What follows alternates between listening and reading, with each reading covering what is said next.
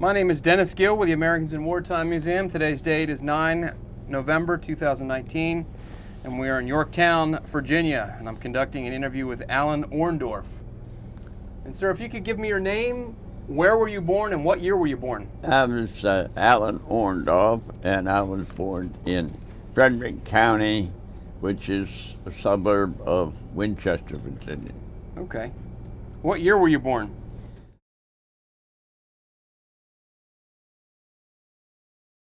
1925. Okay. And what branch of the service were you in? Tech sergeant. In the Army? Uh-huh. And what war did you participate in?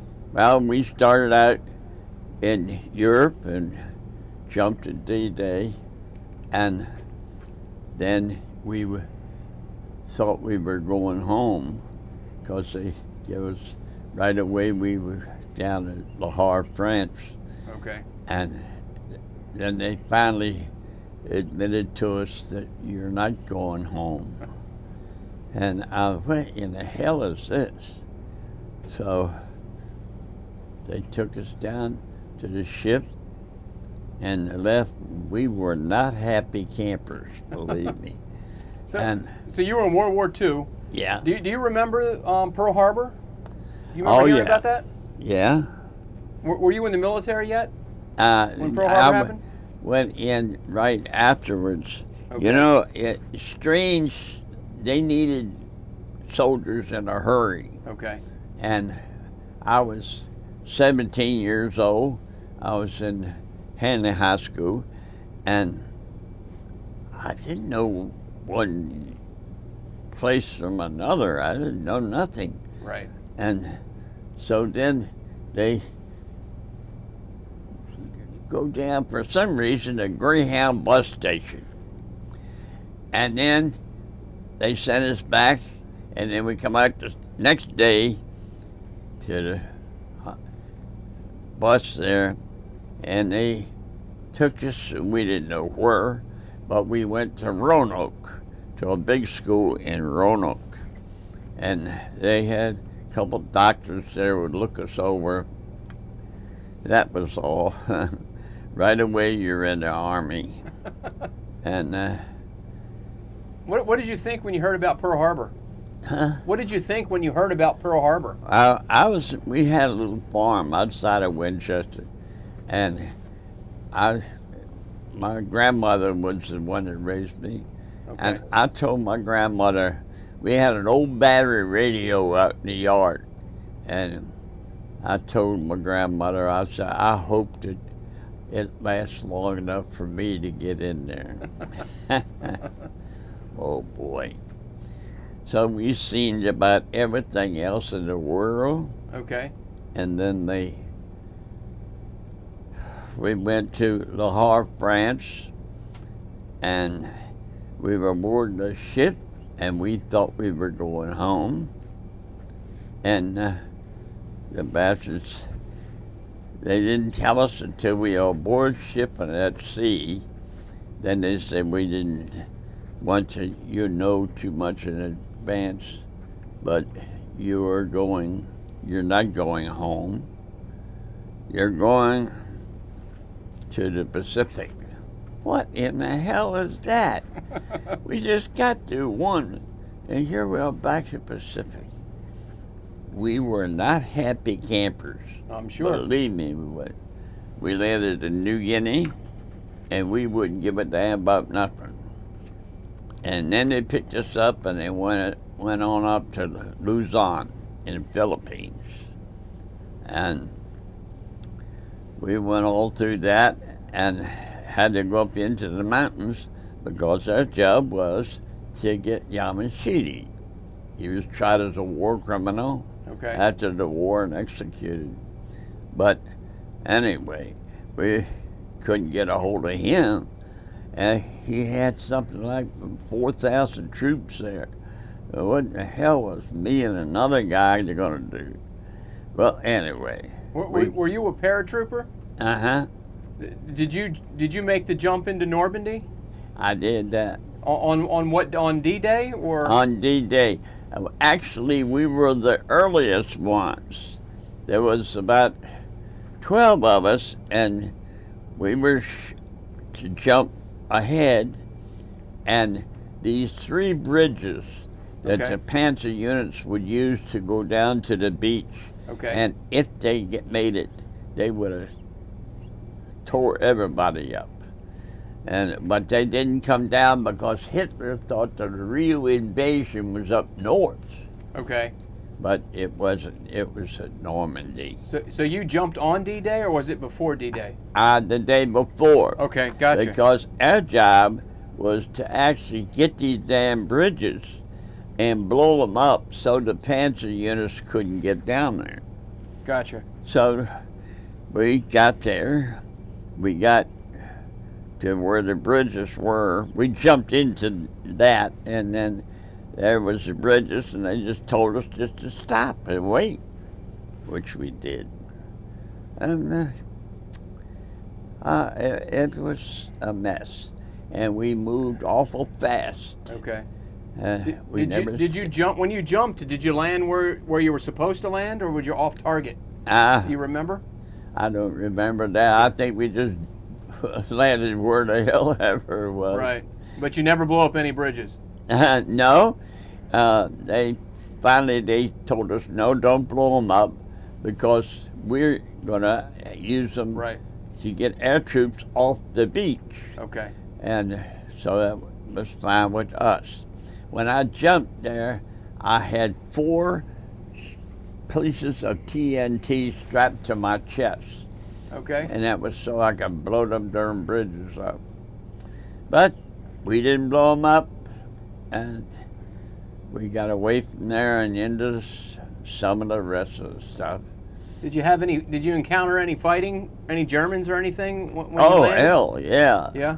Yeah, we did that. And we went to a concentration camp there, and I was so afraid they were going to put us in the darn thing. Right. But they didn't. And Did you liberate the camp?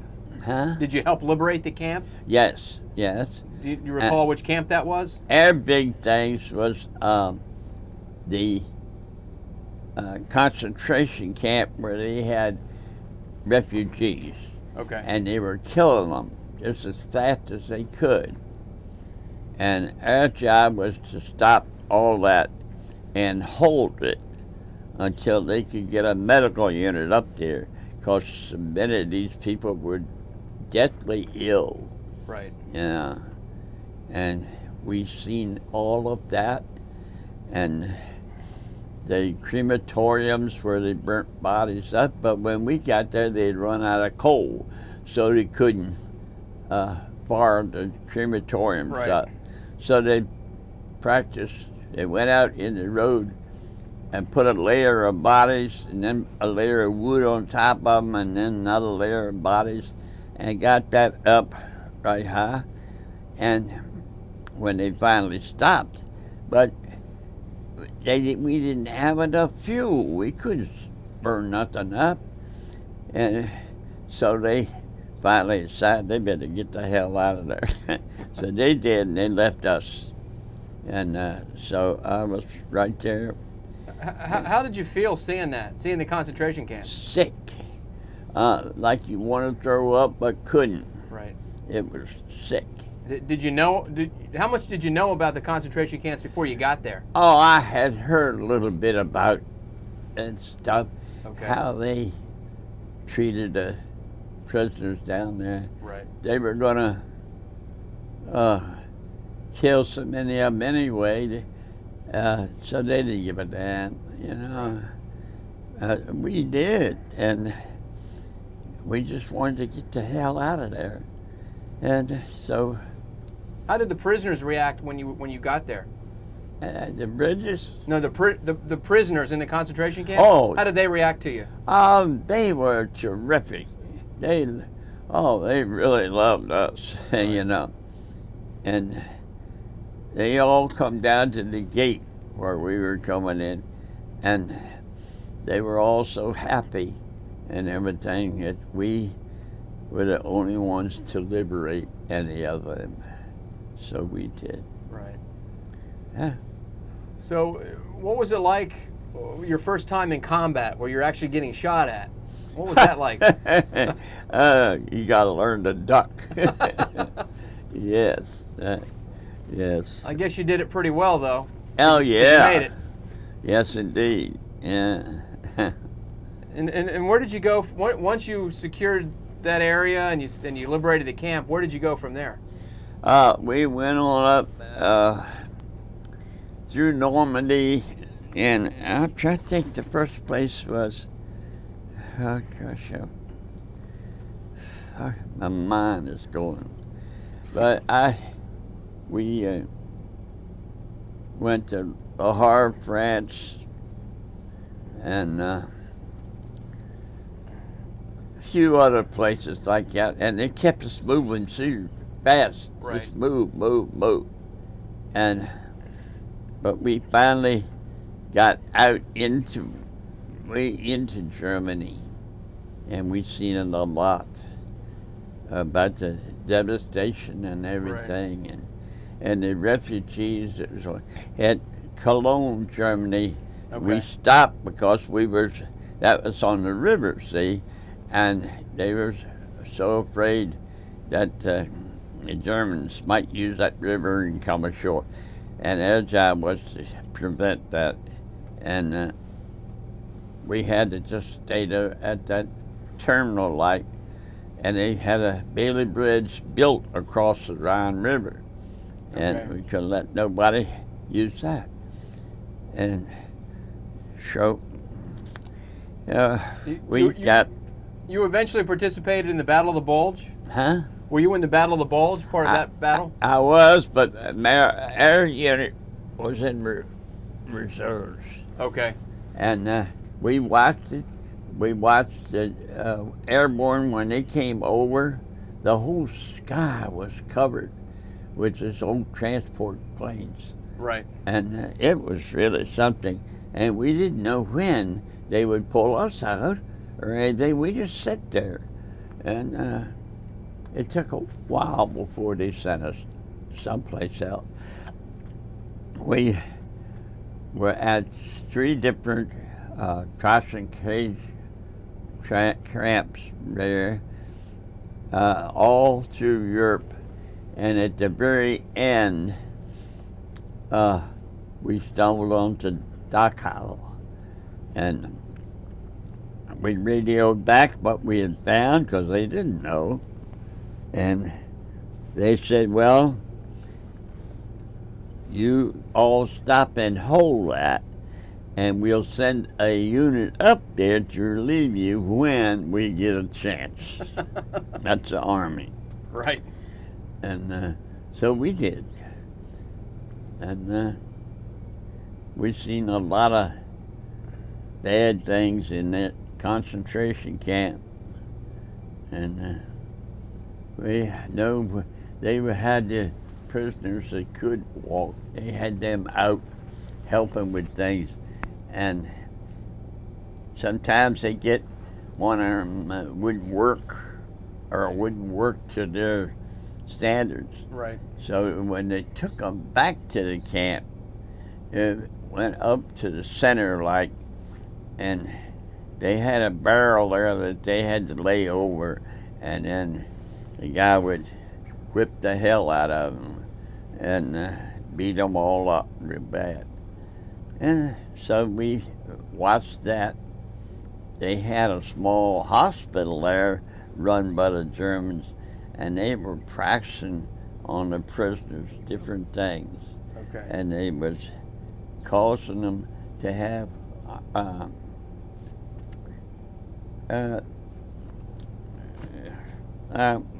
disease from rust.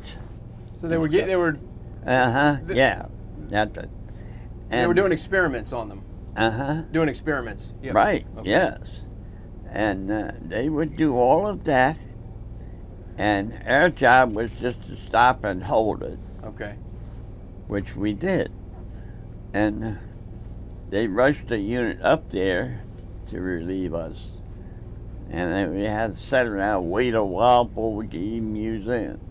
And then we got up and went on to another one. And really bad to see what way they were treating those prisoners. It was awful. And I'll always remember that. I'm 96 years old, and I never forget it. You'll never forget seeing that Never. concert. Yeah. Never forget it. Were you were injured, correct? You were wounded? 3 times. 3 times. Yeah. I got scars all the way down to my crotch. And then right there, right a little bit off the side of my crotch, I got hit again. And when they got me in the hospital, they said that I had a down right in my urine down there. And so they had to wait a while to put me in the hospital. And then we thought they had everything, but and so I was in a ward there in the hospital, and one of the shots was right in my groin, so I was bleeding an awful lot. And when they unloaded the ambulance, was right beside the kitchen, where everybody was lined up to go in, and I had blood all over me. I didn't know at the time until I got in the hospital and everything, but I had cut the main artery that goes right there in your crotch. And I was pumping blood like mad, but I couldn't feel nothing. Right. I didn't feel nothing. And so, well. Did you ever think that you were gonna die? Huh? Did you ever think that you were gonna die? That you weren't gonna make it? No. No. No, I never thought about it. Anyway, Were your wounds the result of being shot? yeah. Okay. That was shrapnel. Shrapnel. Okay. Yeah, and well, all the people lined up to go in there to get some dinner were medics and everything, and they seen me when they pulled me out of the ambulance, and I was covered with blood, and they had not stripped my uniform off yet. Right. And rushed me into the hospital. And that's when they found and they said, I cut that main artery right through my crotch. Okay. But these other people there seen this, what was happening. So they spread the word all over that hospital that they had a poor wounded soldier there. Crap. So anyway. And that was you. That was me. So anyway, I finally I wanted to get out of that, and I was afraid that my unit would leave me, and I wanted to get out of there. So I finally did, and that was about my trip to the hospital there. And where were you wounded? Was it in Europe?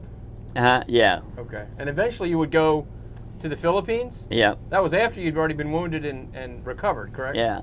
Oh, yeah. And they would patch you up and just send you right back. Yeah, we were not happy campers. Yeah. But we got aboard the ship, and then we pulled into a harbor like down there somewhere in the Pacific, and at this harbor was a ship that had delivered the atomic bomb. Okay. Up to them up there, but we didn't know what that was.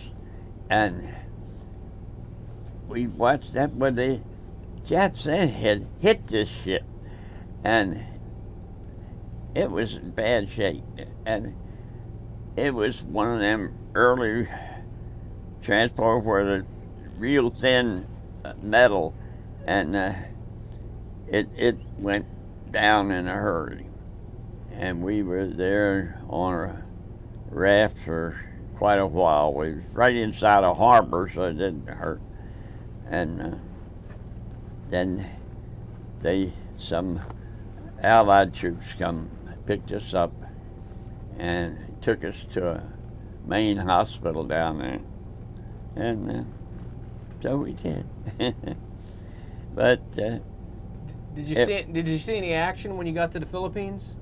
oh yeah, we were the ones that took Yamashita Okay. out, and he was a war criminal Okay. and executed after the war, and we were all there where Bush, who was the president later, Right. he was in the Navy Air. And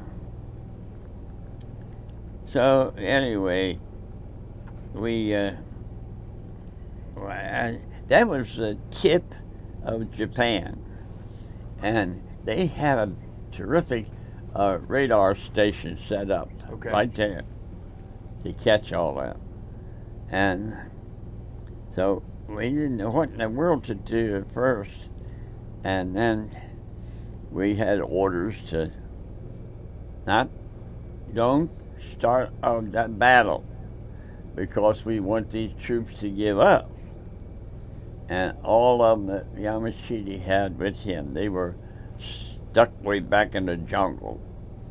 And so they had to negotiate with him, and which was rather rough. And we had a camp right there, and we were so afraid that some night they were gonna, crazy Japs would come down there and start slaughtering people. But that didn't happen.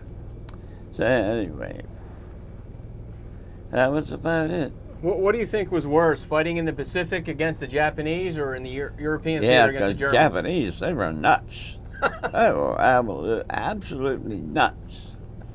And the only thing you could do is just kill them, you know. And when Yamashita finally did, they convinced him that the war was over with, that he should give up. And he finally agreed to it. And so our job was the trail that comes down from Lungayan down all the way down the peninsula. That's when you got up in the mountains, you couldn't even get a jeep up out there. It was so little skinny trail that come down off that mountain. Okay. And so our job was to keep that road open and don't cause no problem with the prisoners that were coming down.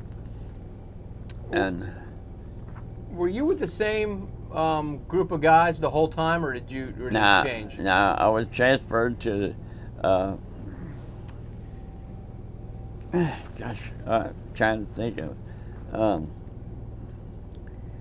the 116 Combat Engineers. Okay. That was in the end. And so I had to keep that road open. So I went up there, and they were up in there drilling the side of the mountain so they could put dynamite back in there. And that was my day off. I could clean up, so I had a shower and clean uniform and everything. And I went up there to see what they were doing. I thought, oh, hell, that's right in my territory. So I convinced them to let me use the drill. And you drill for a while, and then to get the sediment out of there, you just pull the lever on the drill, and air goes through there and blows the dust out.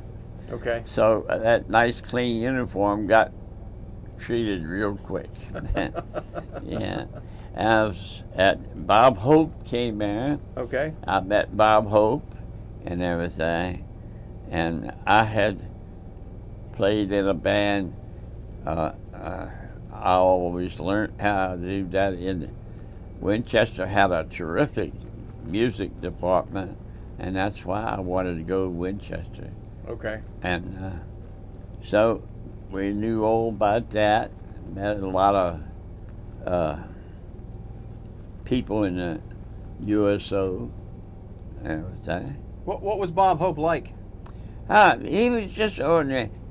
After I come back to the States and everything, I finally met him right here in the States. Okay. And I got up to him. I told him, I said, well, I've seen you in France.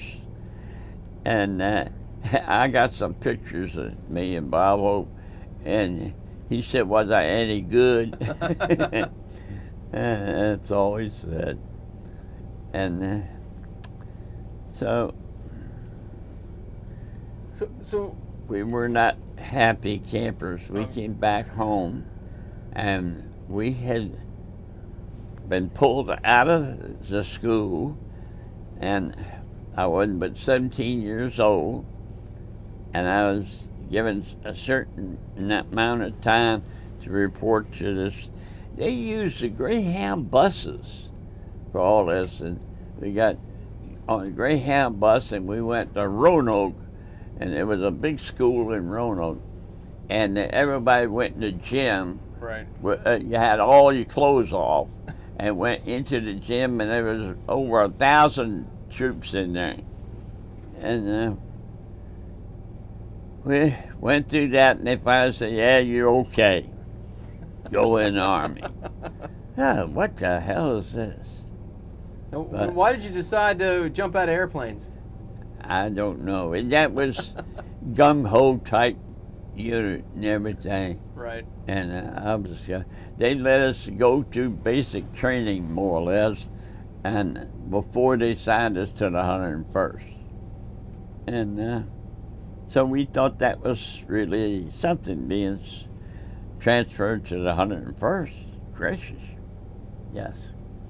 Anyway, would you believe strange things will happen after the war was over and we returned to Winchester, Virginia?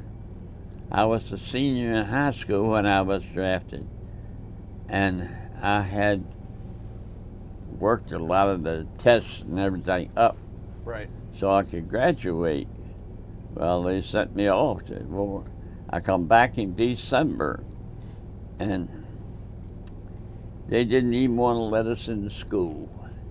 We had to go to the VA, and they sent a rep up there, and they told the principal, said, you will have to let these soldiers in. And so they let us into the school to do, Coach told us, he said, why don't you all do it? You don't have to serve but 2 months, and you got it. So we said, well, hell, we couldn't get a job anywhere or anything. Okay, that's what we'll do. So we did. And we met a lot of people. Some of the teachers was very good to us. And do you recall hearing about the atomic bomb in Japan? You don't remember hearing about that? Not a bit. And when we run on to that ship that was sinking there in the Philippines, and we found out that that was the ship that delivered the atomic bomb. Right. What the hell's the atomic bomb? I don't know what it is. And so they interviewed us again about a dozen times, and we didn't know what the heck they were doing or anything.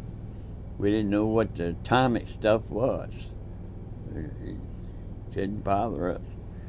Anyway. Do you think it was a good thing that we dropped the bomb? Oh my goodness, yes. Yes, that was a terrific thing.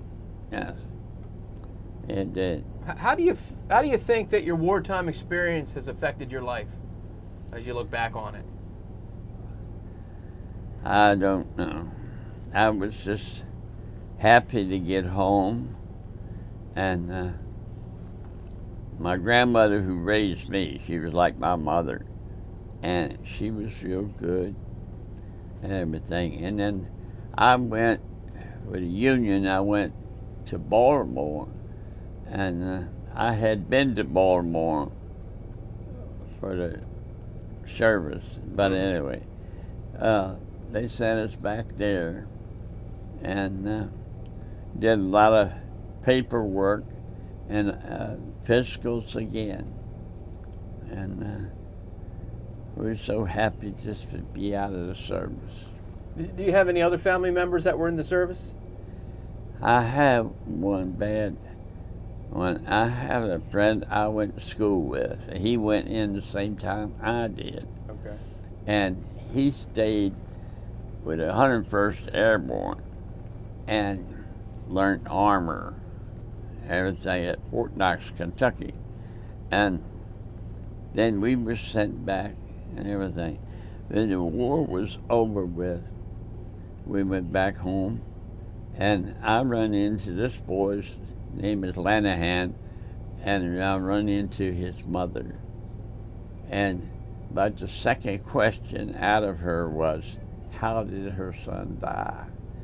And I knew, and he was in a tank. It got hit, and a Sherman tank got 450 gallons of gasoline, plus all the ammo on it and everything. And I couldn't tell her. So every time I would go back to Winchester to visit my grandmother, this lady would ask me again, how did her son die? And even today, I don't know how in the hell how could I do something like, how could I tell her that her son burnt up inside of a damn tank? So I never did get to talk to that lady like that. I would talk to her about something pleasant for a while, and then I'd move on. Right. But she always asked me the same question. They buried him over in France, but in the cemetery in Winchester, which is very big, they put a monument up for this boy, and I appreciated that very much. But I can't get over her asking me that every time. And I thought, well, what should I do? Should I try to tell her or what? I thought, hell, it worked on me just as bad as it would work on somebody else. Right. Yeah. How do you think things are different now than they were then? Yeah. Well, you got jet planes and all this good stuff, atomic bombs and all kind of fast bombs and aviation and everything. Jet planes is coming out, and that was terrific. And so that was it.